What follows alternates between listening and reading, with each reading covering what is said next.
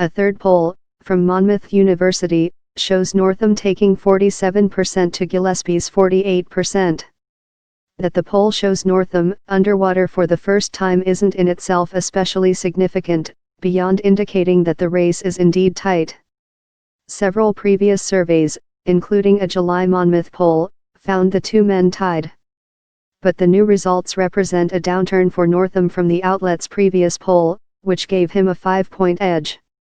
This has never been more than a 5-point race in Monmouth's polling, and that means either candidate has a very real shot at winning this thing, Patrick Murray, Monmouth's polling director, said in a statement. We have seen lots of little movement that has either helped or hurt each candidate, but with neither one being able to break out. Murray credited the shift in part to Gillespie's controversial ad campaign painting his opponent as soft on crime, and accusing him of enabling the MS-13 gang. Importantly for Gillespie, he's not seen as someone who is Trumpian, Jeffrey Scully of Sabato's Crystal Ball wrote in a comprehensive look at the state of the campaign. But he noted that Gillespie has in some ways taken pages out of the same playbook Trump used in 2016 by focusing on crime and immigration.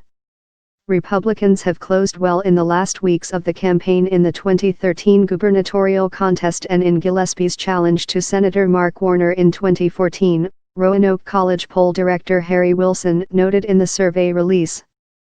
Republicans came up short both times, but the results on election day were closer than most, if not all, polls had predicted. The Monmouth poll surveyed 408 likely voters between October 12 to 16, while the Christopher Newport poll surveyed 642 likely voters between October 9 to 13, and Roanoke College surveyed 607 likely voters from October 8 to 13. All three polls used live interviewers to reach both landlines and cell phones.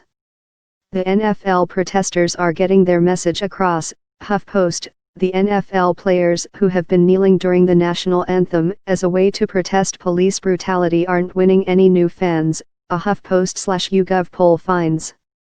But they are, increasingly, making their point to the public. Asked to identify from a list the main reason the players are protesting, a 57% majority of Americans surveyed said it was in response to police violence. That's up from 48% in a HuffPost/YouGov poll taken in late September. Respondents were allowed to select multiple options. The percentage of self-described football fans who say they believe the protests are meant to target police violence has risen to 66%, a 13-point increase notably. Even people who don't support the protests have grown more likely to see them as a response to police violence. Americans' overall opinions of the protests and Trump's response to them have remained both unsparing and basically stagnant, according to the poll. HuffPost, most say Puerto Rico needs more help.